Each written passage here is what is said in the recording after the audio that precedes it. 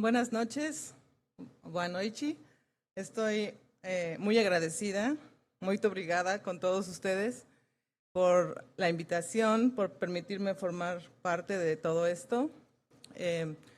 Quiero pedir una disculpa, que la conferencia será en español, pero voy a intentar hablar despacio. Si en algún momento creen que estoy hablando un poco rápido, les puedo pedir que me hagan así. Cuando voltee y vea que me están haciendo así, les entenderé que tengo que ser más despacio, ¿sí? Bueno, voy a hablar de la ciudad universitaria, como se dijo, de la retórica de la integración. La Ciudad Universitaria de México es uno de estos proyectos de los que hay muchos en Latinoamérica, estos proyectos que parten de un paisaje muy vasto, en los que se proponen estos edificios muy formales, muy ejemplo de los estados poderosos, modernizadores, que son característicos del siglo XX. En este caso, la historia comienza con un hallazgo en un archivo, una gran suerte que tuvimos de encontrar un plano, que es este que se ve en la pantalla, que habían dibujado unos estudiantes de arquitectura cuando tenían 22 años y que habían repetido por muchos años que ellos habían hecho la idea original de la ciudad universitaria, y los arquitectos mayores, los arquitectos famosos, consolidados, decían que no era cierto, que esta es una historia que estaban inventando. Los jóvenes eran Teodoro González de León y Armando Franco, que en esos años ya se habían convertido en arquitectos del Estado y por lo tanto todos los odiaban, entonces nadie les creía. Pero encontramos este plano en un archivo perdido de la universidad que demostraba por fin que esta historia era real. Aquí vemos a Teodoro González de León muy feliz viendo el plano después de 60 años que no lo había visto, ¿no? Entonces, por fin podía demostrar que era cierto que lo había hecho. El plano se buscó para la exposición que ya conocemos, esta exposición de arquitectura latinoamericana que se hizo en el MoMA, Museo de Arte Moderno de Nueva York, en 2015. Y aquí lo vemos. Se supone que con esto puedo... Ahí está el plano, ¿se ve? Formó parte otra vez de este proyecto, formó parte otra vez de una proyección global de Latinoamérica y repite el lugar. No funciona. Está. Repite otra vez una presencia después de la exposición de Latin American Architecture since 1945, en donde veremos más adelante que también tenía un lugar importante la ciudad universitaria. ¿Por qué tenía un lugar importante? Porque era exactamente lo que los norteamericanos querían de la arquitectura latinoamericana. Era una mezcla de historia prehispánica, historia antigua y arquitectura moderna. También coincide con la elaboración de un libro. Los libros son estos grandes detonadores de investigación, de conocimiento, de hallazgos, como este hallazgo del plano. El libro celebraba los 60 años de la ciudad universitaria y para él se hicieron todas estas búsquedas. Bueno, esta es la Ciudad Universitaria de México, el campus central, que ahora está considerado patrimonio mundial, como Pampulha y como todos estos grandes centros. Es un proyecto que no se hizo exactamente como el plano que vimos originalmente, unos edificios largos, unos edificios muy lineales, pero algunos cubiertos de estas piedras de colores, ¿no? Murales. Está en construcción la torre de rectoría. Esta torre es demasiado jerárquica para un proyecto moderno, es como si fuera demasiado importante, como si fuera una iglesia, palacio de gobierno, ¿no? Para una escuela moderna esto debería ser mucho más horizontal, ¿no? Más democrático. Este es la torre, el Tren de Humanidades, Es un edificio que dentro del cual hay 3 escuelas distintas: la Escuela de Filosofía y Letras, la Escuela de Leyes, Derecho y la Escuela de Economía. Entonces, por mucho tiempo fue el edificio más largo del mundo. Este es el otro extremo. Como podemos ver, las fotografías ya resaltan esta relación con el paisaje. La idea eran estos pabellones le corbusianos que se pudieran transitar por debajo, planta libre,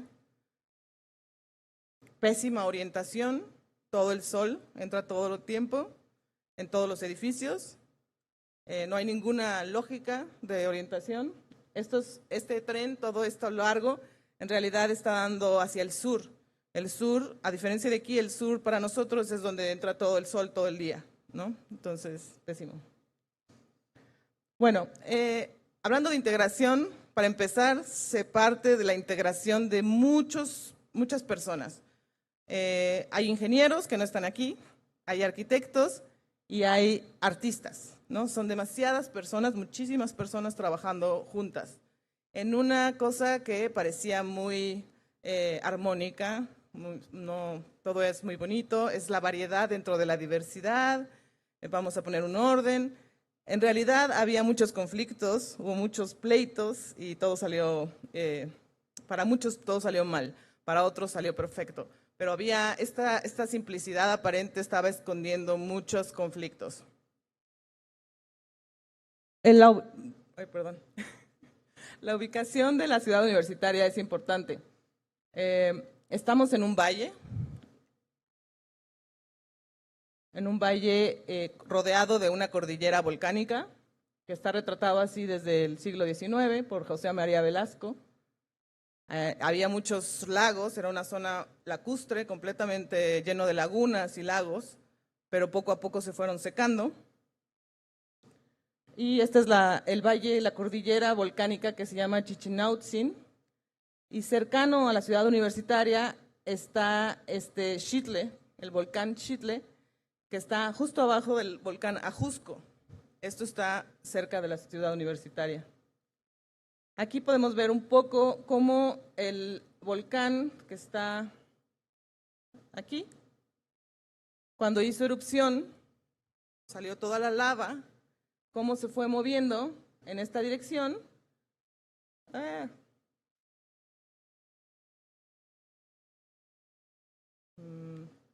¿Algo hice mal? Sí, ahí está. Y aquí en el centro quedó digamos, un espacio libre de lava, que era como una laguna, pero vacía de lava, ¿no? Es como un espacio libre. El Pedregal se llama esta zona que dejó la lava del Xitle, es conocido como el Pedregal de San Ángel, y es una de estas obsesiones de los arquitectos del siglo XX. Por muchos años el Pedregal era considerado un lugar malo, un lugar donde no se podía hacer nada, donde había animales peligrosos, salvajes, donde se escondían los ladrones, no servía para nada. Pero se empieza a pensar la posibilidad, me equivoco de botón, se empieza a pensar la posibilidad de abrir un camino por en medio del Pedregal para la salida al sur de la ciudad. Así se retrataba, ¿no? Como un lugar malo, ¿no? Maligno. Estoy girando el plano para que siempre se conserve el norte hacia arriba y se vea la misma forma del hueco de la lava. Así es el terreno, así es como lo vivimos cotidianamente. Estas que ven ahí son personas paradas en la lava. Tiene todas estas formaciones rocosas y esto es lo que vemos en las paredes por las que circulamos todos los días. Esta riqueza ha ido nutriendo mucho del arte y de la arquitectura en esta zona. La universidad es una de las pocas universidades que contienen un área natural protegida, que es el Pedregal, la reserva del Pedregal, donde está la flora autóctona, las plantas autóctonas, y hay estudios y demás. Entonces conviven, el campus, la ciudad universitaria convive con la reserva ecológica. La reserva, otra vez. Perdón. La reserva es todo esto que vemos aquí más oscuro. Y el campus central es esto de acá. Entonces, como les decía, el Pedregal fue una fuente de misterio y de riqueza para todos los artistas, entre ellos José Clemente Orozco, uno de los muralistas más importantes de México. Ya hacía cuadros con acrílico duro, que puedes rascarse, que se cae a pedazos, tratando de imitar la textura, ¿no?, de la lava. También Joaquín Clausel, desde el siglo XIX, empezó a dibujarlo. El doctor Atl, que es uno de los pintores más importantes del siglo XX también, que estaba obsesionado completamente con los volcanes y que inventaba pigmentos para tratar de retratar esta lava encendida. Y bueno, como ellos también había poetas y gente importante que fascinaba con el Pedregal. Coincide la época con la erupción del volcán Paricutín, que es un volcán que está cercano a la Ciudad de México, y hace erupción y salen todas las revistas, y salen libros y películas, y todo el mundo iba a excursión a ver esto. Esto es más o menos en esos años, 1950. Y doctor Atl empieza a hacer trabajos alrededor de la idea de los volcanes. Ahí lo vemos retratado. Esta es una cosa que se repite.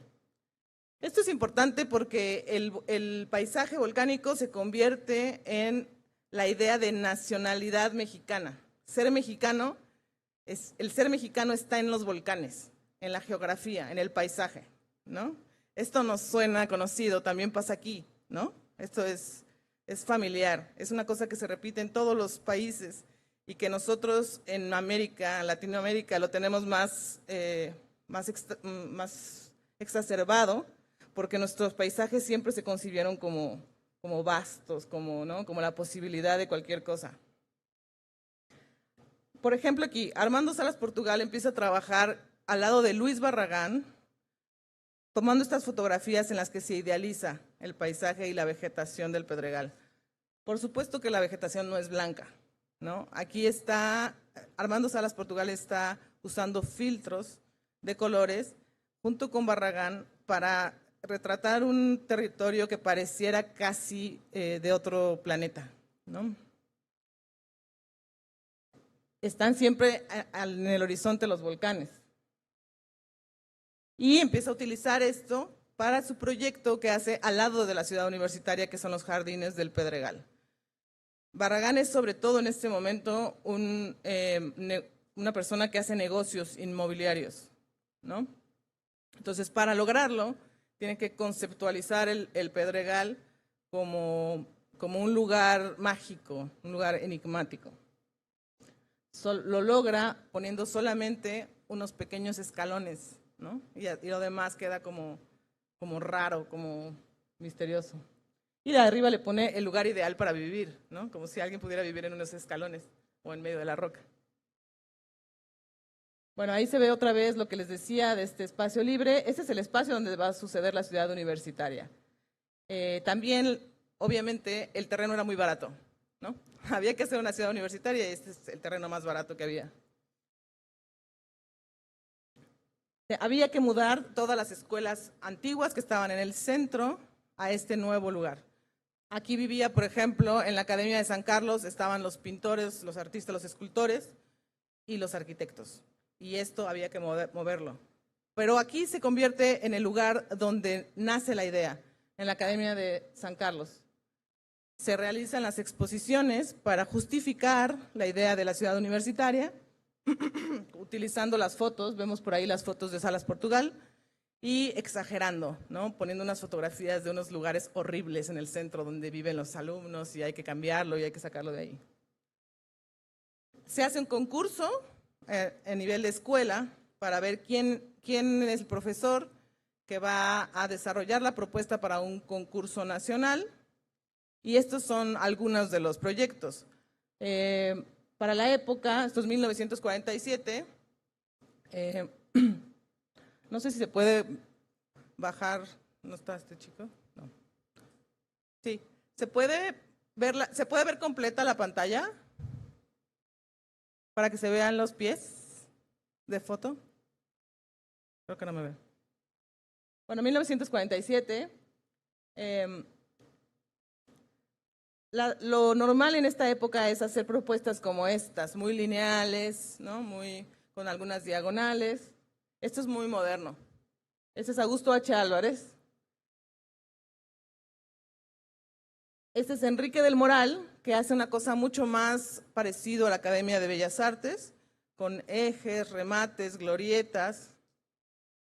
Estoy girando otra vez los planos para que siempre esté el norte hacia arriba y podamos tener comparación.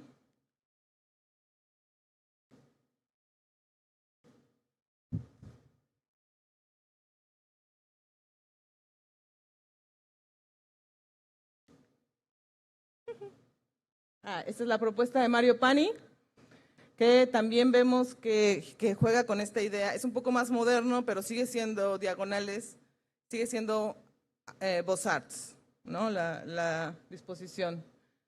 Sí vemos arriba una idea como de una torre, una cosa escultórica en la glorieta. Esto recuerda a Mario Pani, que va a ser después las torres de satélite. Sin embargo, sí hay una jerarquía demasiado marcada en estos esquemas, no es moderno.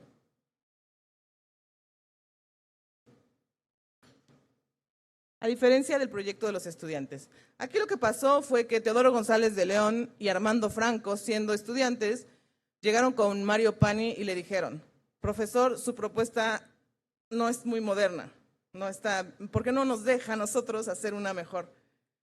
Y Mario Pani les dijo: sí, pues háganla, no les hizo mucho caso.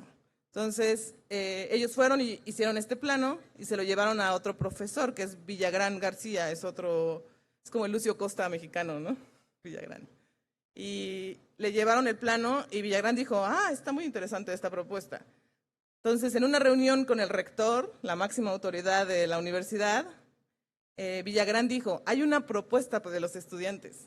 Habían ganado, de hecho, el concurso lo ganaron Mario Pani y Enrique del Moral.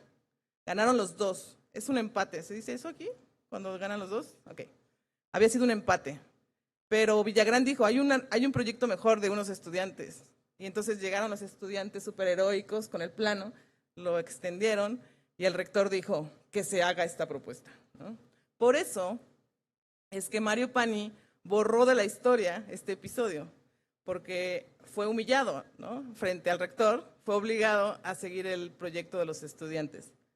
Ellos dijeron que se habían basado desde el principio en esta, que ustedes conocen, ¿no? ¿Alguien la conoce?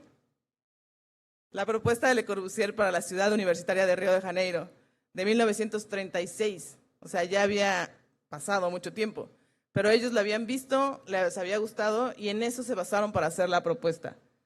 No tiene tanto que ver, pero bueno, también son pabellones lineales, altos. No hay, si se fijan, no hay una jerarquía, tan grande. Lo que está aquí es el Congreso Universitario, no es la Torre del Rector, ¿no? Y están planteando edificios que son puentes por los que pasan. Los edificios están comunicados por puentes y los coches pasan por debajo. O sea, es muy, muy moderno. Algo parecido a esto, ¿no? Que también tenemos aquí el auditorio y también estas avenidas lineales. Entonces, la propuesta que pasa es esta, la de Mario Pani, Enrique del Moral, adaptada al proyecto de los estudiantes. Otra cosa importante que a Villagrán le encantó fue el hecho de que se lograra este espacio central. Este espacio central, libre de edificios, era mucho más importante que cualquier edificio. Esto era la materialización de la idea de la universidad. La universidad es el lugar de encuentro de diferentes escuelas, de diferentes filosofía, con arquitectura, con ingeniería, con medicina, se reunían en este lugar.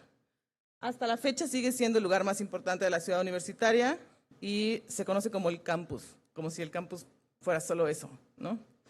Y también se conoce como las islas. Bueno, entonces esto está desde aquí. Aquí hay una incorporación mejor, que es esto de acá, la lava. Una de las cosas que había hecho que ganara la propuesta de Enrique del Moral y Mario Pani fue la lava. Los proyectos que se relacionaban con la lava son los que ganaron. Tanto el de los estudiantes como el de Mario Pani y Enrique del Moral eran los que respondían, movían los edificios de acuerdo con la lava. Aquí vemos los edificios de arriba, son los de habitación. Los más importantes eran los de habitación para estudiantes, que nunca funcionó, nunca se hicieron en realidad, nunca se construyeron. Se decidió que los estudiantes eran demasiado problemáticos para vivir en el campus. Perdón, nada más una cosa, vean abajo cómo se reutilizan las imágenes de Salas Portugal para el Pedregal, que era un proyecto no relacionado, se utilizan para la ciudad universitaria. Bueno, otros proyectos que también interactúan de una forma interesante con la lava tampoco se construyeron al final, como la idea de tener una iglesia en el campus, que decían que era una iglesia ecuménica, o sea, de cualquier tipo de religión, pero que tiene una cruz, no sé si ven la cruz ahí, o sea que no era tan libre. Y aquí se ve un poco mejor cómo los edificios de habitación se montaban en la lava. La lava es lo negro, ¿no? Otros edificios que también estaban negociando esta relación con la lava eran las casas del Pedregal, sobre todo las casas de Max Cheto, las casas muestra que hizo para Barragán y otros arquitectos como Jaime Ceballos, que trabajaban en acero, que son menos conocidos, o Francisco Ortigas, que tenía cuartos que veían a estas camas de lava, o albercas que se metían abajo en las cavernas, comedores con roca, etc. Una influencia importante es Neutra. Richard Neutra visitaba constantemente las obras y los arquitectos mexicanos lo leían constantemente. Esto lo menciono porque Neutra también había escrito mucho sobre esta convivencia entre las piedras y las casas. Por ejemplo, en la casa famosa de Kaufman, en Palm Springs, que se publica en la revista Arquitectura México, hablando de este desierto de Palm Springs como el lugar perfecto donde todo podía ser posible debido al paisaje que podría ser una parte de la luna, por ejemplo, ¿no? Toda esta idea del paisaje perfecto donde podemos hacer una nueva civilización se aplicaba para el Pedregal. Aquí está la foto icónica de la casa Kaufman, que no sé si conozcan, pero se supone que es una de las fotografías más famosas que hay de arquitectura. Bueno, en fin, aquí están los arquitectos presentándole el proyecto al presidente Miguel Alemán. ¿Quién era Mario Pani? Mario Pani es este arquitecto que para ese momento había construido el CUPA, multifamiliar Miguel Alemán, que si les parece conocido es porque ya lo había dibujado Le Corbusier, pero no lo había construido, y se hace realidad en Latinoamérica. Entonces ya era un arquitecto consolidado y famoso. Y Enrique del Moral es este arquitecto que había hecho estos muros como de Barragán antes que Barragán. Es decir, los muros de Barragán no son de Barragán, son de Enrique del Moral, ¿no? Y también los colores. Entonces, entre los dos definieron las principales características de la obra y lo publicaron en su revista. Una de las principales cosas era la reconquista del espacio para el peatón. El peatón nunca debía encontrar un coche, siempre tenía que caminar libremente. Esto de aquí, esto que vemos acá, es como un Photoshop de la época, es un fotomontaje, no es real. Acá se ve la explicación de cómo los edificios eran transparentes y los coches solamente llegaban a dejar a las personas. Otro es los pórticos y los pasos a cubierto, los pavimentos, los materiales y el color. Todo eso estaba definido por anticipado. Los volúmenes, la orientación malísima que ya les dije, pero aquí está mencionada, aunque sea mala. Y algo muy importante, lo más importante de todo era la integración plástica.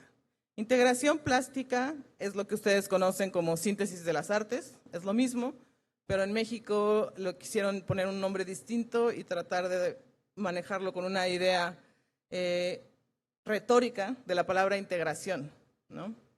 Esto para parecer que nosotros inventamos algo que en realidad estaba en todo el mundo, ¿no?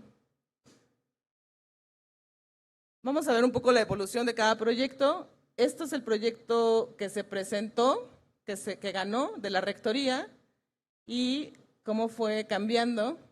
Aquí vemos que la integración plástica, acá arriba, la integración plástica era abstracta originalmente. Esto es lo que Pani y Del Moral hubieran querido, una integración abstracta, que es como el CUPA y como otros multifamiliares que habían hecho. Sin embargo, fueron presionados para que su integración plástica fuera realista, que es lo más cuestionable internacionalmente de la Ciudad Universitaria de México.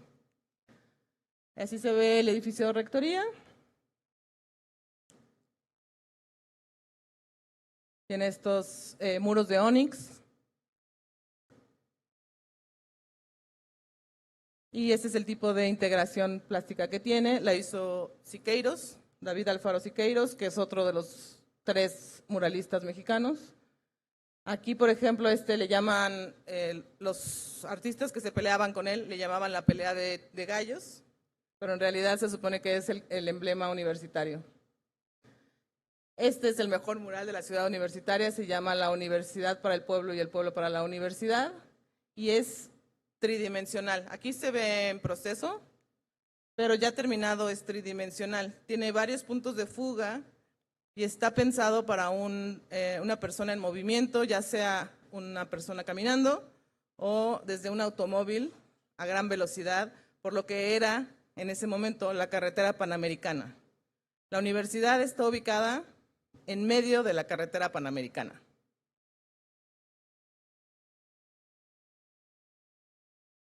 También se mueve, ahora también es dinámico porque se mueve en los edificios, en los buses de la universidad.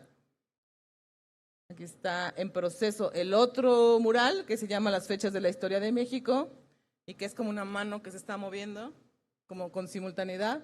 También es tridimensional y así se ve.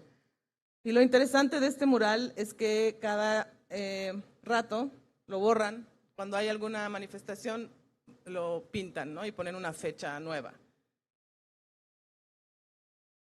Originalmente Siqueiros lo que quería hacer es una cosa más abstracta, un mural que celebrara la energía nuclear con pigmentos metálicos y que cuando se pusiera el sol brillara.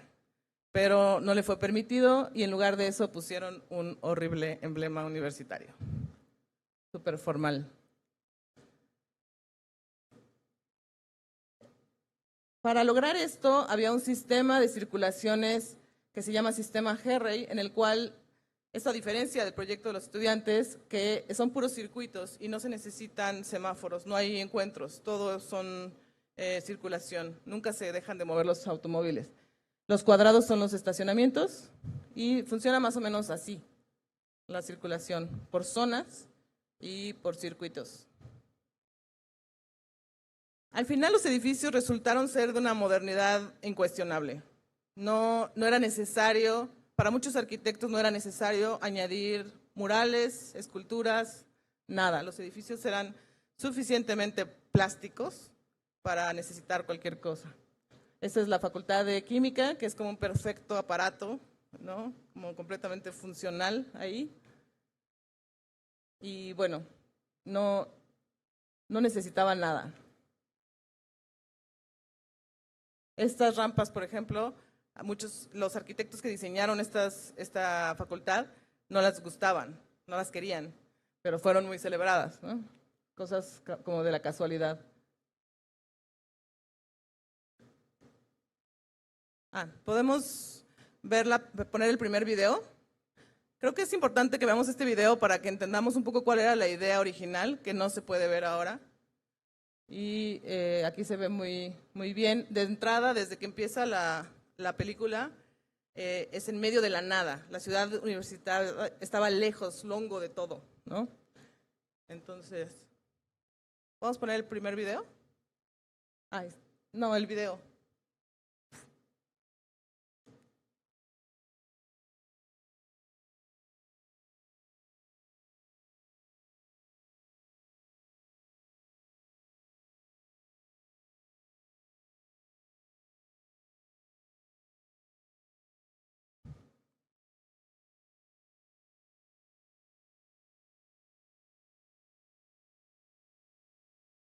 No se logra poner.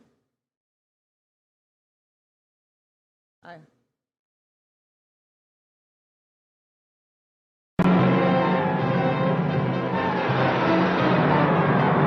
One-way speed!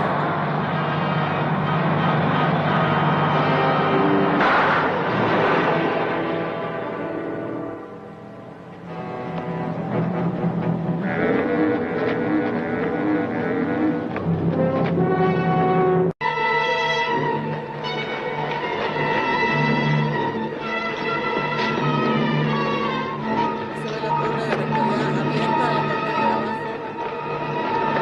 Esa escultura que Get ready with your walkie-talkie. You men spread out here.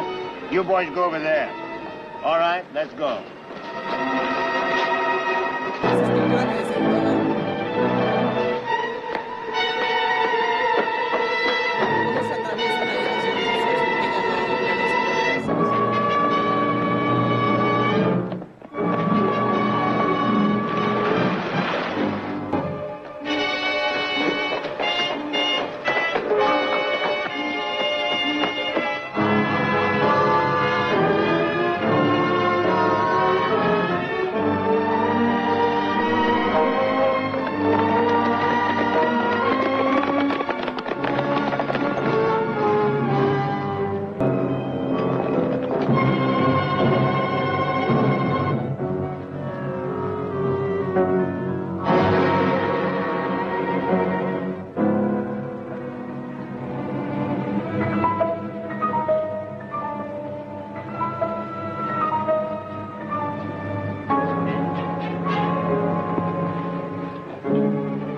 Stop, or I'll kill you too.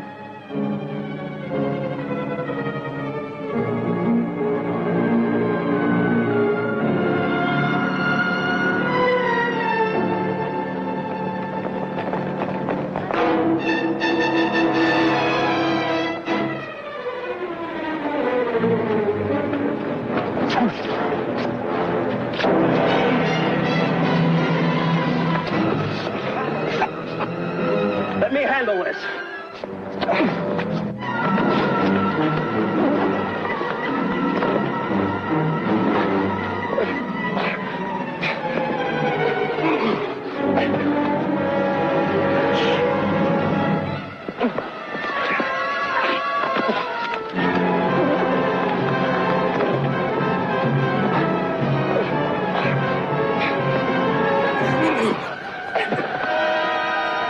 Paco! Get back! Get back!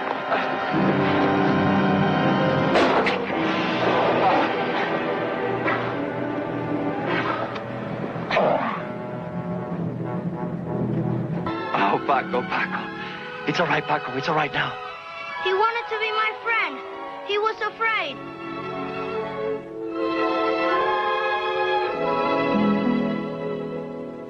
We're strange, frightening creatures. Why does it lie in our grasp to build such beautiful things as these and yet find within us the will to destroy? Who's that? Maria, Paco. She's all right. She's good and strong. She was with me all night looking for you. I've been looking for both of you all my life. Paco!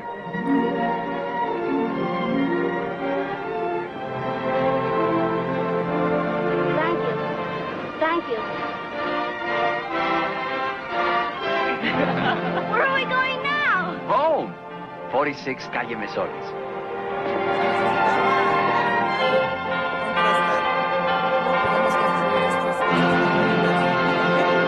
Y luego destruirlas, ¿no? ¿Está lloviendo? Bueno, ¿vieron la escultura que estaba ahí, no? Es un ejemplo de qué pasa cuando la gente no acepta bien una escultura. Este es el presidente Miguel Alemán, el que había construido la ciudad universitaria, pero decidió pedir una escultura ahí y ponerse a sí mismo. Y además vestido de una forma extraña, ¿no? Con este como traje. Y su cara se parecía mucho a Mussolini. Ah, no, a Stalin. Perdón, se parecía a Stalin. Entonces, en 1960 lo dinamitaron, le pusieron una bomba, perdió la cabeza, y en 1966 le volvieron a poner una bomba y lo dinamitaron. Y después lo quitaron, lo tuvieron que quitar, y mientras lo quitaban, en el 68 le pusieron estas láminas donde se hizo el famoso mural efímero, que tiene que ver, está relacionado con la matanza del 68. Los artistas plásticos pintaron aquí cosas en contra de la represión. Entonces ya no existe, ¿no? Lo quitaron, la gente no lo quiso. Bueno, pero este sueño de modernidad, esto que vimos, tenía que estar contrastado con algo. Y ese algo es el paisaje, de nuevo, el estadio. El estadio, en lugar del proyecto original, se conceptualiza como un volcán, con lo que les dije del paisaje, pero además con la idea de que muy cercano ahí estaba Cuicuilco, que era una pirámide redonda, y que una cultura prehispánica que fue desaparecida por la erupción del Xitle. Entonces era perfecto para anclar el proyecto de ciudad universitaria en un mito de estar en el lugar más antiguo de América, ¿no? Entonces, en la inauguración se habla de la ciudad universitaria como que se había escogido ese lugar porque era el más antiguo de toda América, por esta civilización, que en ese momento se creía que era muy antigua, y en medio de América del Norte y América del Sur, en el centro de las Américas, y dividiendo el este y el oeste, porque está en la carretera panamericana. Entonces, gracias a esta ubicación, con la ayuda de la energía nuclear y con la ayuda de toda esta mitología relacionada con el paisaje, es que la ciudad universitaria va a ser el lugar donde el nuevo hombre masculino de América va a salvar al mundo, ¿no? Entonces, así de grandilocuente era la idea, ¿no? La integración de toda América. Aquí está la energía nuclear expresada en los murales, en pequeños detalles de los murales por toda la ciudad universitaria, desde la Biblioteca Central y acá el Auditorio de Ciencias. Y recordar que en ese momento hay una fe absoluta en la tecnología, que al mismo tiempo surge un miedo profundo a que la naturaleza se va a vengar de nosotros, ¿no? Ya habíamos visto el poder de la bomba nuclear, y entonces teníamos este miedo generalizado a que la naturaleza se iba a vengar. Entonces, ¿podemos ver el segundo video?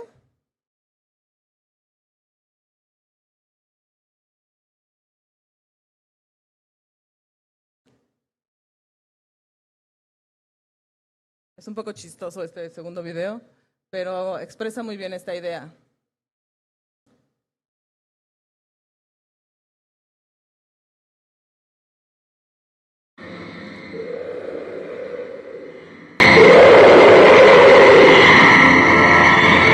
There it is.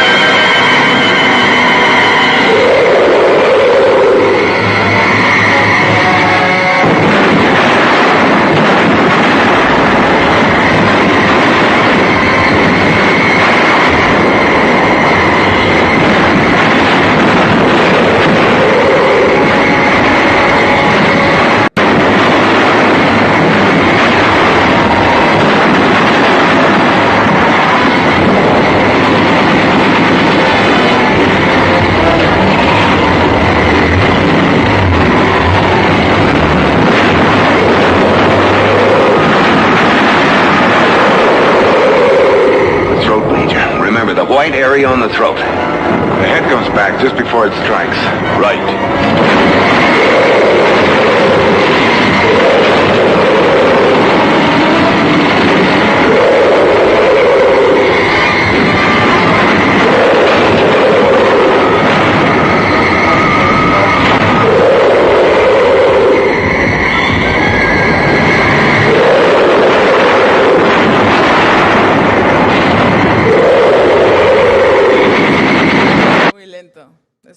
Es muy aburrido en realidad. Pero bueno, ¿Por qué los norteamericanos escogen la ciudad universitaria para hacer estas películas? No lo sé, ¿no? Pero bueno, ¿quién es el gerente de las obras de Ciudad Universitaria? Es Carlos Lazo Barreiro. Carlos Lazo es esta persona que con estas ideas estaba pensando en cómo podíamos vivir en cuevas civilizadas. Había diseñado esta casa, que es una casa muy elegante, pero también para la gente de escasos recursos, pensaba que la solución era que vivieran en cuevas. De hecho, se construyeron y la gente vive ahí. No sé cómo sea ahora, la verdad, pero sí funcionó esto. A él lo habían contratado para hacer relaciones públicas y llevar a cabo la obra, y específicamente tenía una oficina en donde veían eso, la prensa. Y veían, entre otras cosas, la Torre de Ciencias. La Torre de Ciencias era lo más importante porque era donde estaba el Instituto de Energía Nuclear. Entonces fue el edificio más alto de México y el que se construyó muy rápido. Además tenía en el auditorio, que ya lo vimos, es una imagen nuclear que tiene el átomo como la cosa más importante, y es de José Chávez Morado. Y la construcción fue lo primero que se acabó de la ciudad universitaria. Tiene también esta alegoría de el retorno de Quetzalcóatl, que es un mito mexicano que habla de un dios que va a venir y va a salvarnos a todos, y este dios es Quetzalcóatl, la serpiente emplumada. Y ahí están todas las culturas. Es también el edificio más plástico, que tiene más juego. Esta zigzag es por las aulas, son como esta, ¿no? Entonces, por eso se ve en esta forma. Y es el más Le Corbusiano, ¿no? Esta torre es la más Le Corbusiana, también es un poco brasileira, ¿no? Y aquí están los arquitectos firmando heroicamente la ejecución de las obras. Y al lado está el Instituto de Energía Nuclear, que tiene este diseño burle marxiento raro, ¿no? Porque no puede haber vegetación porque hay energía nuclear, y un edificio que parece una nave espacial cubierto de aluminio. Adentro de este edificio estaba el acelerador de partículas de Van de Graaff, que es este que lo tocas y se te para el pelo así, ¿no? Y la muela. La muela es la primera estructura que hace Félix Candela y que tiene esta forma libre. ¿Se ven ahí los 3 pabellones? Esto es lo que más ha perdido la ciudad universitaria. Ya no existe nada de esto nuclear, se ha ido borrando el mensaje. Pero era muy importante tener las dos cosas. Por un lado, el volcán, y por otro lado, lo nuclear.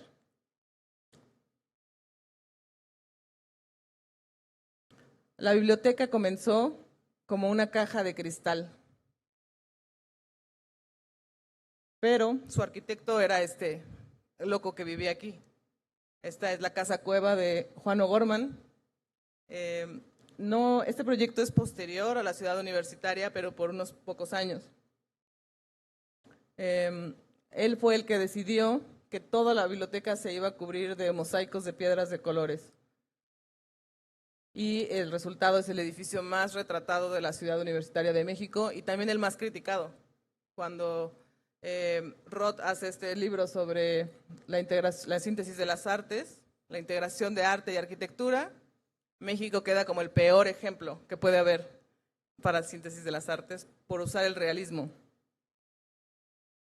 Pero bueno, para nosotros como país era muy importante, tan importante que estaba en la portada del libro más omnipotente que la arquitectura mexicana ha hecho jamás, que se llama 4000 años de arquitectura mexicana, y en la portada está la ciudad universitaria. Y además comienza diciendo, hace 4000 años en Cuicuilco, esta pirámide redonda, hoy, ¿no? 4000 años después, la ciudad universitaria.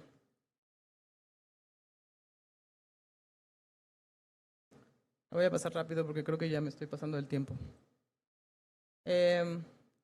Es un poco extraño convivir con la Biblioteca Central porque nadie entiende a profundidad todos los mensajes que están ahí. Esta fotografía, por supuesto, que estaba esposada, no es real, esas son modelos.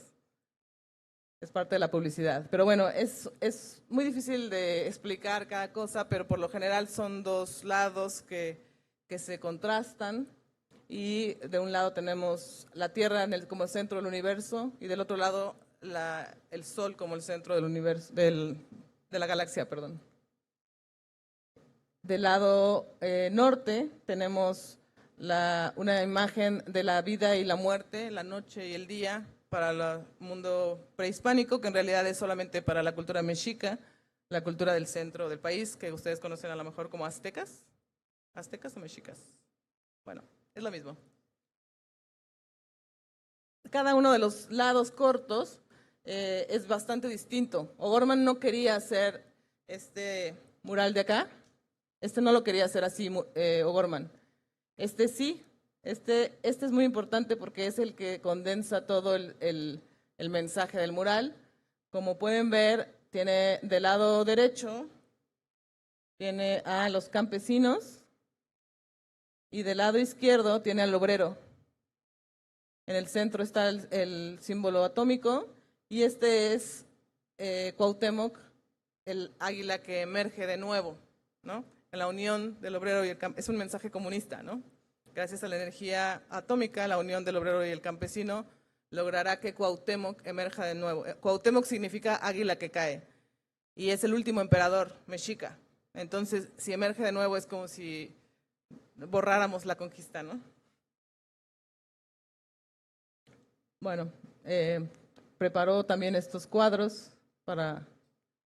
pero bueno, 10 días después de la inauguración, Enrique del Moral hace una conferencia. Uno de los dos arquitectos responsables del Plan Maestro hace una conferencia que se llama Integración, bueno, ahí estaba el nombre, pero pone en duda la idea de la integración plástica. Pone estas dos imágenes y dice: el edificio de la Biblioteca Central ya estaba terminado, no necesita murales. Los murales son una aplicación a posteriori. Eso se llama decoración y es superflua. Otra conexión con el mundo prehispánico, muy celebrada también, es los frontones. Frontones que repiten la imagen de las pirámides y que por eso se retratan en comparación con el paisaje para relacionar en la mente de las personas. Esto fue muy práctico para los norteamericanos, porque eso es lo que querían, que los mexicanos tuviéramos esta relación pirámides-paisaje, que ellos pudieran decir, esto ya lo lograron, esta es la arquitectura mexicana, ¿no? Entonces se celebra esta idea en las revistas y sobre todo en Latin American Architecture, en el catálogo de la exposición que vimos, donde, así como sale Oro Preto, sale también Teotihuacán en comparación con los frontones. El frontón cerrado es el único edificio, bueno, estos edificios son los únicos que dijo Frank Lloyd Wright que valían la pena de la ciudad universitaria cuando fue a visitar en el Congreso Panamericano. De lo demás dijo, son candidatos perfectos para mandarles un tren cargado de dinamita. Lo corrieron, bueno, no lo corrieron, pero se tuvo que ir por diplomacia del país, y la embajada tuvo que hacer una declaración de que la ciudad universitaria era un gran esfuerzo mexicano para borrar las palabras de Frank Lloyd Wright. Pero es esto, ¿no? Esta conexión con el paisaje, lo que más se relacionaba, lo que más vendía, y el estadio como la pieza más importante, que comenzó el proyecto así, un proyecto que no tenía nada que ver, un proyecto de concreto, pero que mientras avanzaban las obras, poco a poco se fue trabajando con la idea de volcán. Aquí se lo están vendiendo al presidente, y la idea es muy buena. La idea es hacer un hoyo gigante y con el material que sale de la excavación ir formando las paredes, y solamente al final se consolida con roca. Por lo tanto, es una mezcla de arquitectura de paisaje, ingeniería y arquitectura. Entonces, muy económico además, ¿no? no necesitabas escaleras para llegar a ninguna parte, todo eran rampas y estaba muy bien diseñado. Aquí fue la inauguración, de hecho.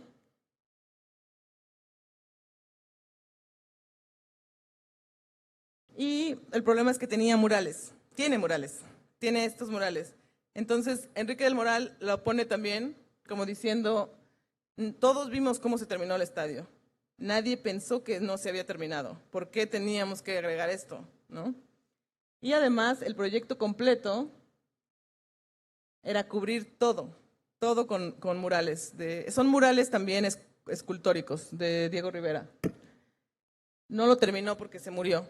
Y muchos arquitectos dijeron, qué bueno que se murió, porque no queríamos que estuvieran esos murales ahí.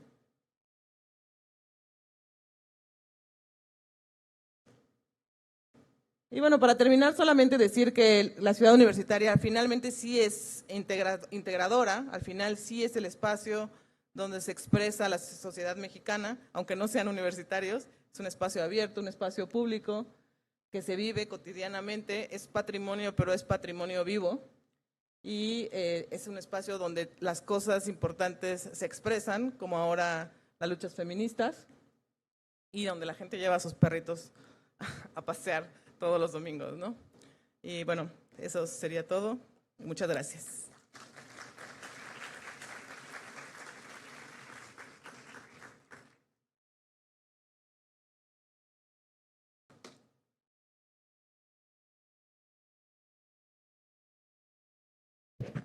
Muito obrigado, Cristina, pela sua conferência, muito inspiradora. Vamos sentar e invitar ao palco também a professora, vamos convidar ao palco a professora Marina Borges para um debate. E quem da plateia tiver perguntas, por favor, se manifeste, nós vamos correr um microfone aí.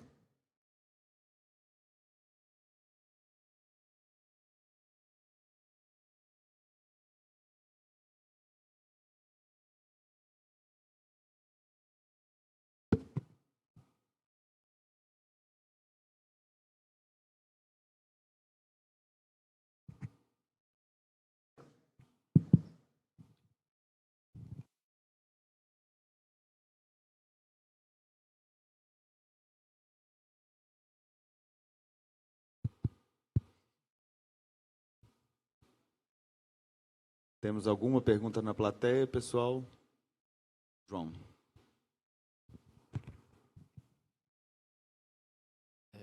Eu vou fazer em português. Pode ser?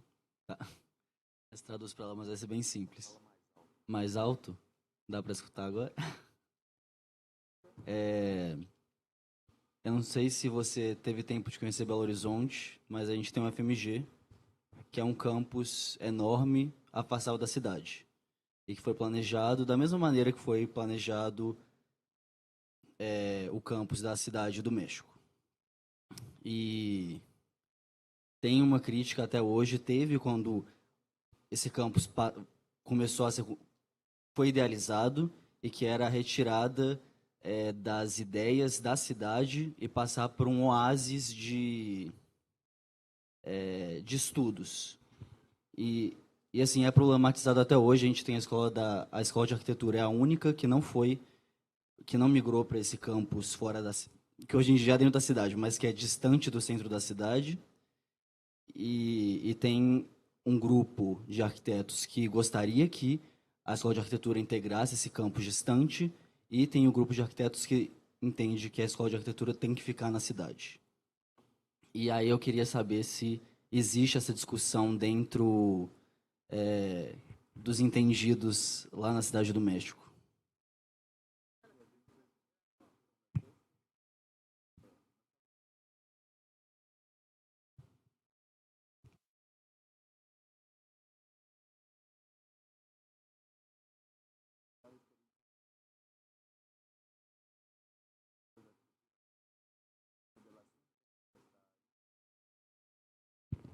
A pergunta em si, João?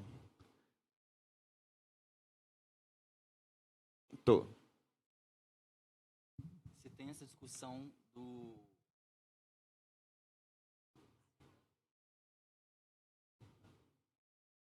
Uhum.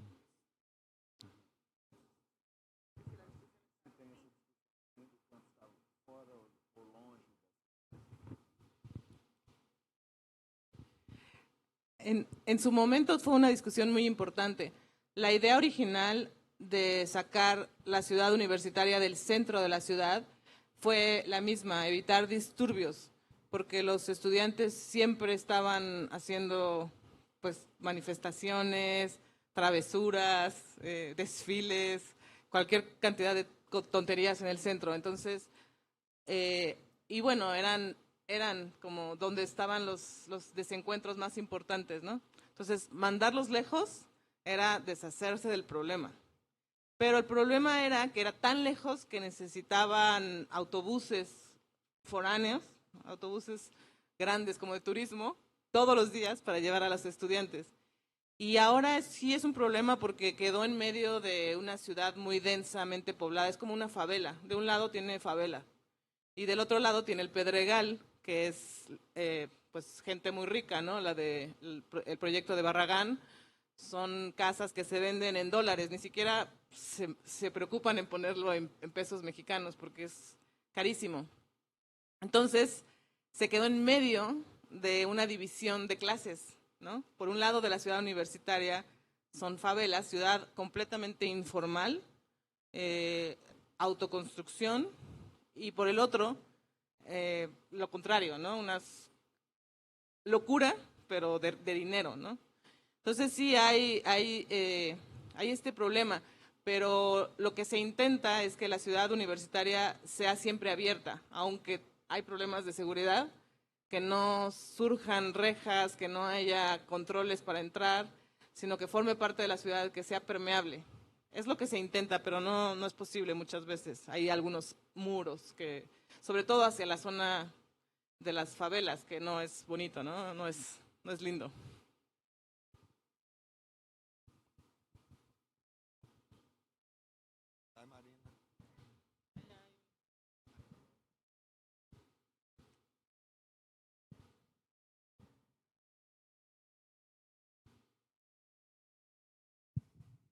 Boa noite, tá me ouvindo? Dá para ouvir? Achei muito bonita a cidade universitária, tive muito interesse e vontade de conhecer o México para conhecer a arquitetura da cidade. Mas eu queria falar da polêmica, daqueles prédios que deveriam ser detonados. Eu queria que você falasse mais por que você queria implodir alguns prédios da cidade. Quais as razões... por quê? Eu queria entendê-lo.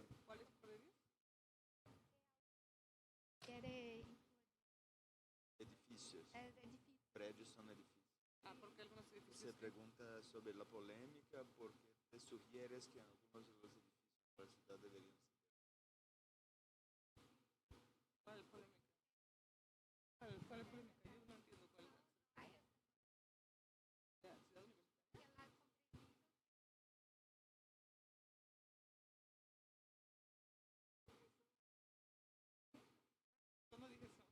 Acho que ela não entendeu muito bem a pergunta, porque ela não sugeriu particularmente que nenhum edifício seja derrubado. Né? Alguns arquitetos, por lo que compreendi, les gustaría que no hubiera murales, que los murales no debieran estar ahí, pero no que los edificios, não que os edifícios não deveriam estar ahí. Bien. No sé, a lo mejor no entiendo. Es que entiendo un poco más, pero hay un ruido aqui. Tem um ar-condicionado aqui no fundo, é bom que vocês falem um pouquinho mais alto, por favor. Por si es difícil. Sí, es esto, o sea, yo creo que los edificios están mal orientados, ¿es eso? A lo mejor son muy mal orientados, pero no hay que tirarlos, solamente hay que poner buenas cortinas. El clima en la Ciudad de México es muy bueno. Siempre, o sea, nunca hace demasiado calor y nunca hace demasiado frío. Entonces, esto ayuda.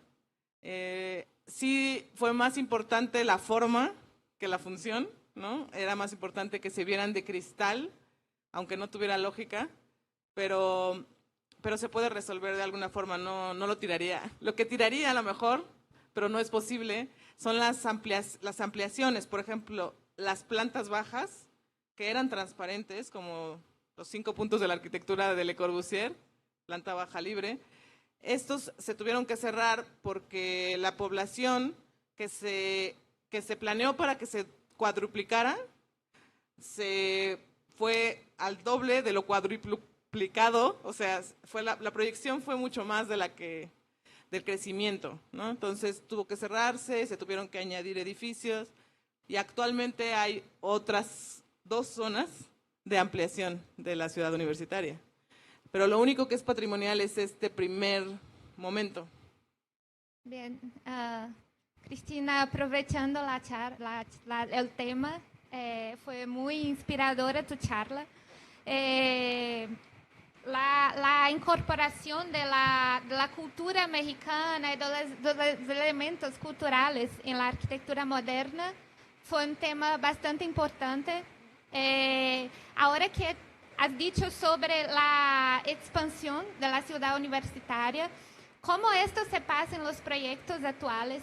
Esta cuestión de incorporar los elementos de la cultura en las edificaciones, que no son solo por los murales, mas tal vez por la propia arquitectura. ¿Cómo tienes trabajado esto? Sí, yo creo que la arquitectura mexicana, lo estaba diciendo hace rato, nunca encontró un lenguaje que fuera mexicano, ¿no? No es como la arquitectura brasileña, que sí es como el estilo brasileño, es muy, muy claro, que casi siempre es muy, muy libre, ¿no?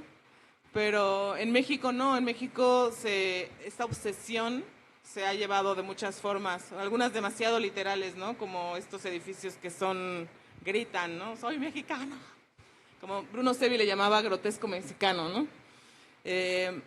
Actualmente yo creo que los arquitectos no están tan obsesionados con eso y lo único que intentan es hacer arquitectura con materiales locales, pero no hacen murales.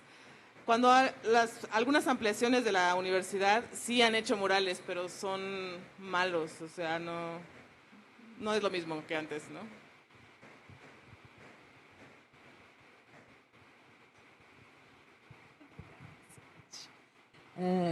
Primeiro, quero parabenizar pela sua explanação, ótima, super interessante, os vídeos no meio, aquela utilização de cenário, muito bacana. Eu acho que eu vou voltar um pouquinho na pergunta que a pessoa, que eu não vi exatamente quem fez, que quando ele estava falando em destruir os prédios, eu acho que ele estava voltando na fala do Frank Lloyd Wright, que tinham 2 prédios, que eram 2 prédios que valeriam, né? Eu acho que foi exatamente a sua fala, no julgamento. Sim, então, acho que é isso, que ele falou que tinham 2 prédios. Aí eu fiquei, a hora que você falou, eu fiquei assim, muito curiosa, né? Porque, notadamente, uma arquitetura modernista, né? Com um viés, assim, né? A hora que eu vi o primeiro prédio, que é o prédio da reitoria, ele é irmão do prédio da reitoria daqui. Né? São muito próximos, né? É uma concepção muito próxima. E aí eu tive muita curiosidade para pensar quais que eram esses 2 prédios que valiam como arquitetura e quais eram os que não valiam. E que características que esses 2 prédios teriam. Mais características locais, esses são os que valeriam a pena, de acordo com Frank Lloyd Wright. Tá? Nós não... Sí, fue Frank Lloyd Wright el que lo destruiría, el arquitecto norteamericano. Pero no, el mito es que Frank Lloyd Wright dijo que lo único que valía la pena de la ciudad universitaria eran los frontones y el estadio. Hay algunos que dicen que también la biblioteca la salvó. Frontones, estadio y biblioteca, lo más azteca del proyecto. Lo demás, dijo, estos son derivados de Le Corbusier, aburridos, no proponen nada nuevo. Entonces, hay varias versiones. Esta es como un mito urbano que se va repitiendo. Hay algunas versiones que dicen que llegó y dijo, este es un tren, el edificio largo, este es un tren. Y luego el otro que es como así, dijo, aquí el tren ya chocó, ¿no? O sea, se la pasó burlándose de todo. Y después, cuando regresó, dijo, deberíamos de dinamitarlo todo. Pero se salvaba lo más mexicano.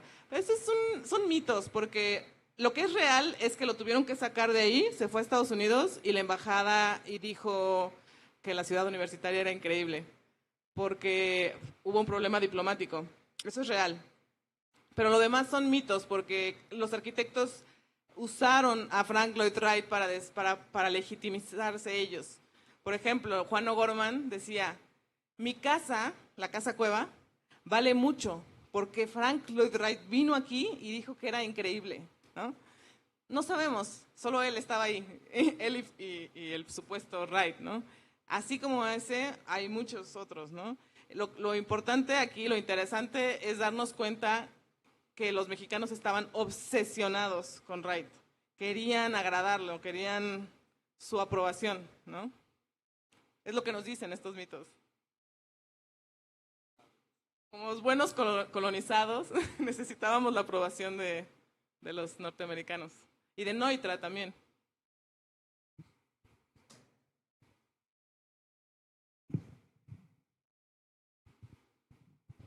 Cristina, ¿se percibe este intento de en la arquitectura moderna mexicana se relacionar un poco con las arquitecturas prehispánicas, aztecas, mayas, teotihuacanas y todo? Pero al día de hoy, ¿cómo lidian los arquitectos mexicanos con este pasado tan fuerte, que es mucho más presente, por ejemplo, en México, en términos de construcciones, México y Perú, do que en Brasil, por ejemplo? Es un poco lo que ya habías preguntado tú. Yo creo que no es una preocupación importante ahorita. Lo fue, o a lo mejor no lo sé valorar, porque cuando está muy cerca de ti no lo valoras, ¿no? Pero lo fue en los años 80, en los años 90, mucho, con la arquitectura de Teodoro González de León, justo, ¿no? Por eso lo odiaban, por eso no creían que hubiera hecho lo de Ciudad Universitaria, porque era un arquitecto que hacía una arquitectura grande, pesada, que recordaba, muy interesante, porque lo que recuerda es a las ruinas, no a los edificios como fueron, sino a lo que quedó, ¿no? A los fragmentos que hay. Entonces, la arquitectura posmoderna, se puede llamar, o neoliberal mexicana, sí que bebe mucho de las pirámides. Pero actualmente yo creo que no hay... sí hay un gusto más por lo pesado, por lo general, y también se explica con que somos muy sísmicos, ¿no? Entonces, estas cosas que hacen aquí, estas maravillas plásticas, muchas veces no se pueden hacer allá, ¿no? Porque se caen. Esa es la gran tragedia. El Museo Tamayo es de Teodoro González de León y Abraham Saludowski. Y sí, es como de los 80 y también es esto, ¿no? Es como una pirámide. No sé si han visto esta arquitectura, que además está terminada como rugosa, martelinada se llama, que lo golpean para que quede la textura muy rugosa, y esto recuerda a las pirámides, pero en ruinas otra vez, porque las pirámides tenían estuco y color originalmente. Bien, Cristina, te has dicho un poco del tema del paisaje, de la paisaje, en la importancia de los volcanes en la paisaje de la Ciudad de México. ¿Cómo crees que hoy la arquitectura contemporánea, crees que ella está más fusionada con esta cuestión de la paisaje o no, ainda está un poco alejado? ¿Qué crees? Sí, yo creo que hay una preocupación mucho mayor por el paisaje ahora, porque es una disciplina bastante joven. La arquitectura de paisaje se enseña desde hace como 50 años nada más, y ahora ya hay muy buenos paisajistas. Tenemos un paisajista que es como el Barragán, igual de importante, que se llama Mario Shetland, que trabaja con la memoria. Entonces, yo creo que tanto arquitectos como arquitectos de paisaje sí que ponen mucha atención a estas cosas. Y uno de los grandes detonantes ahora de la arquitectura mexicana es el bosque de Chapultepec, que es un bosque muy grande que está dentro de la ciudad, y hay mucha intervención ahí ahora de los arquitectos. Hay como un boom constructivo que ha tenido que relacionarse con eso. Y es muy interesante porque Shetland, que estas cosas de la memoria, es capaz de diseñar cosas que tú crees que siempre estuvieron ahí, Y es un gran parque que es todo nuevo, pero que tú lo percibes como que siempre estuvo ahí. Entonces, está muy bien. Yo creo que eso. Y además, la construcción fuera de la Ciudad de México, en las otras ciudades, sí que hay mucho más conexión con el paisaje y con los materiales locales. Somos muy centralistas, pero...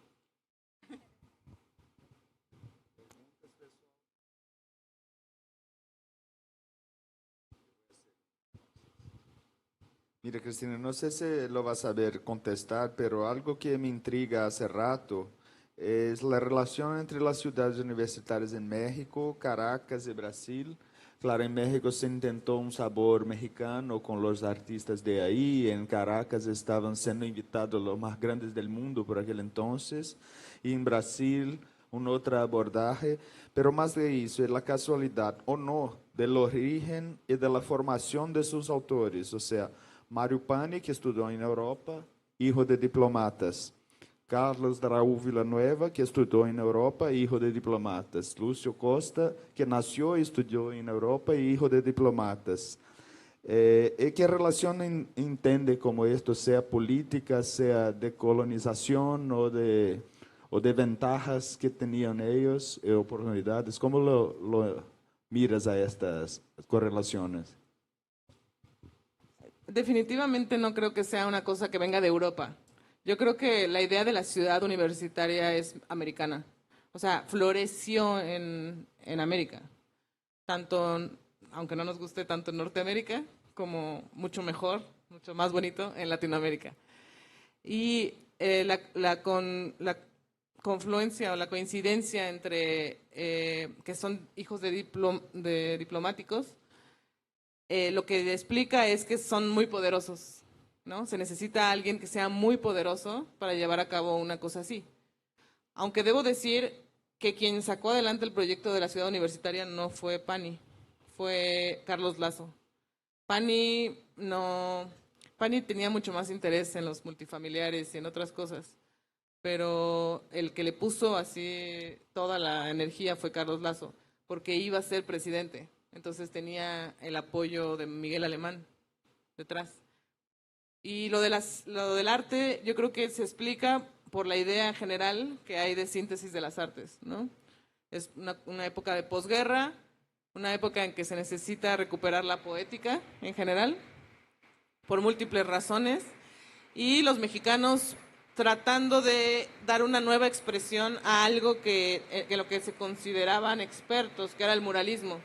Ellos habían inventado el muralismo en los años 20 y entonces eso creían, y entonces ahora tenían que expresar con mucha fuerza algo que resolviera la síntesis de las artes al exterior. La ciudad universitaria es la primera vez que el muralismo se enseña en el exterior, pero la tragedia fue que no era como en los 20, no tenían nada que decir, no tenían nada tan político que decir. Y acabó siendo una celebración como, no sé, ese es el fracaso. Desde su punto de vista, de los muralistas, el fracaso fue que no estaban en contra del gobierno. Entonces no había nada que expresar, ¿no?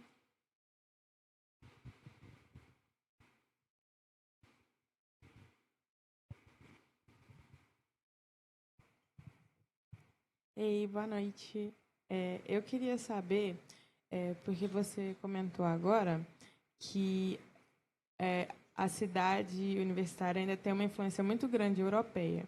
Eu queria saber se você acha que existe alguma influência que seria genuinamente mexicana, que não está expressa nessa cidade universitária, mas que poderia estar, e tipo assim, como que seria essa tal influência que não é tão europeizada ou americanizada do jeito que ela é hoje?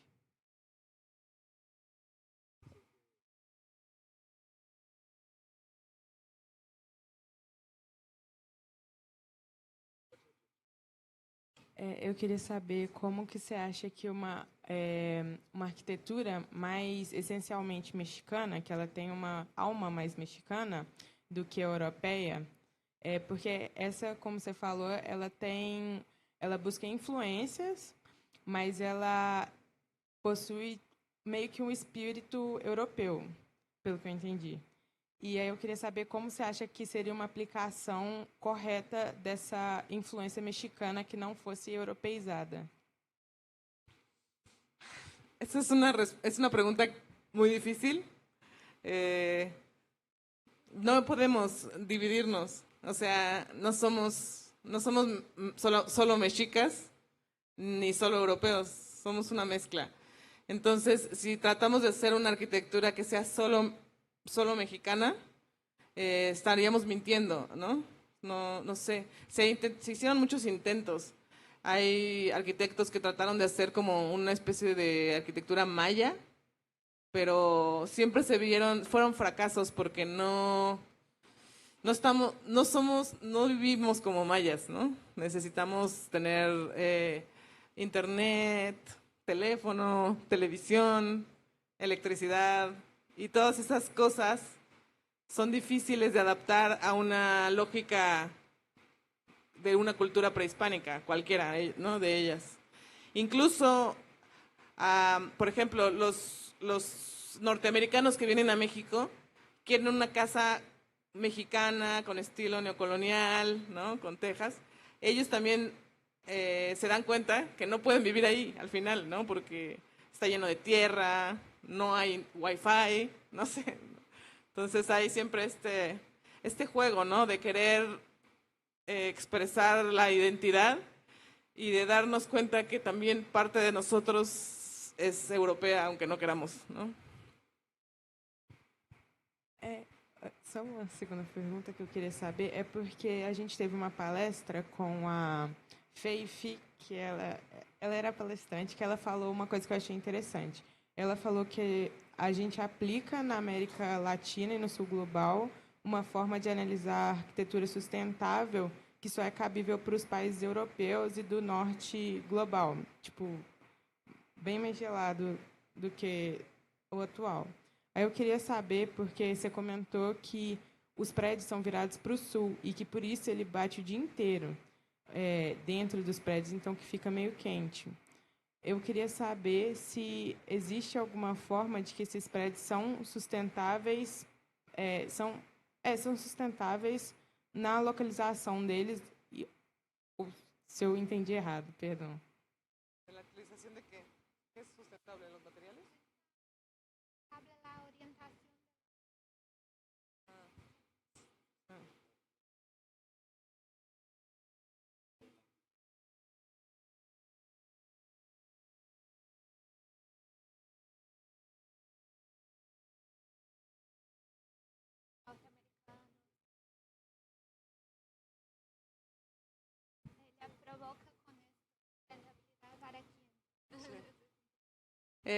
Yo creo que los edificios mexicanos son muy sustentables, muy sustentables. No tenemos aire acondicionado, pues los materiales son los más sencillos, no hay grandes energías gastadas en crear materiales sofisticados.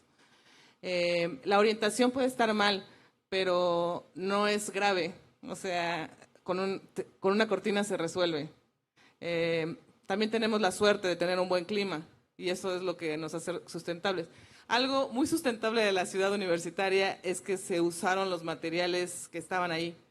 Lo que vi de los principios de diseño, uno de los principios de diseño era que se iba a utilizar la misma roca de la lava como material constructivo y estructural.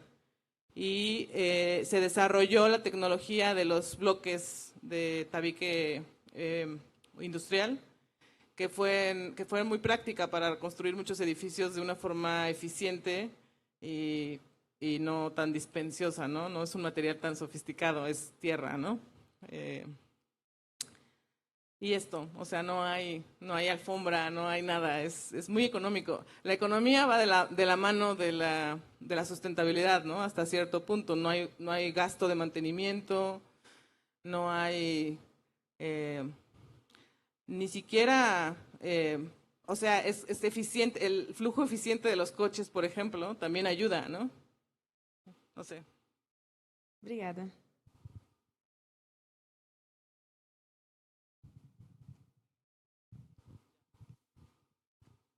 Una última, entonces. Uma última para encerrar aqui, então. Lo sabemos como a arquitetura, vamos dizer, heroica brasileira ha resonado por toda a Latinoamérica e México. Pero al día de hoy, con la producción, digamos, pífia que tenemos nosotros, ¿cómo esto resona para los arquitectos mexicanos? ¿Siguen mirando a Brasil o ya están mirando a otro lado entonces, por el día de hoy? Brasil siempre será mirado, aunque sean, o sea, no contemporáneo. La arquitectura brasileña siempre ha sido importante para los mexicanos y una fuente de inspiración y una gran admiración que sienten todos los arquitectos por Brasil. Tal vez no hay como la copia literal, pero sí hay muchas copias por ahí, ¿no? Muchos intentos. Tienen unos arquitectos increíbles, ¿no? Una riqueza fundamental. Yo creo que vemos más Brasil que Estados Unidos. Estados Unidos no representa nada para nosotros porque no construyen igual que nosotros. No existe, o sea, ellos construyen con madera las casas, no sé, no hay esto que llaman modernism, ellos, no existe para nosotros eso mirarlos y admirarlos, vemos más para abajo. Mais alguém, pessoal? Então, acho que ficamos por aqui, encerrando nossa última sessão de perguntas e respostas e conferência aqui. Agradecemos a presença de todo mundo aqui até o final. E semestre que vem voltamos. Nesse intervalo, sugiro que visitem o nosso canal no YouTube, que tem lá inúmeros vídeos, né, de todas as edições dos Seminários Internacionais de Arquitetura e Urbanismo. Então, que explorem esse conteúdo tão rico que acaba sendo pouco visitado, né, depois que a palestra acontece. Obrigado, pessoal, e até a próxima.